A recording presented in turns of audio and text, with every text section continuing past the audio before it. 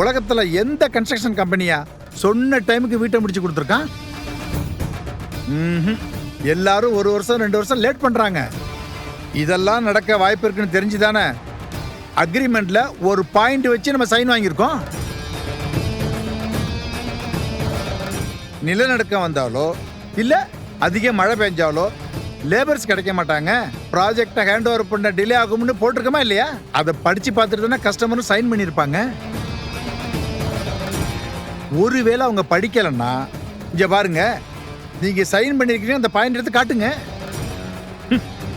மழை வெயில்னு காரணம் காட்டி டிலே சொல்லுங்கய்யா. சில பில்டிங்லாம் ஒழுங்கா கட்டாம ஹேண்ட் ஓவர் பண்ண பிறகு இடிஞ்சு விழுந்துருது. அவசர அவசரமா கட்டினா இப்படிதான் இடிஞ்சு விடும்னு மக்களை பயமுறுத்துங்க.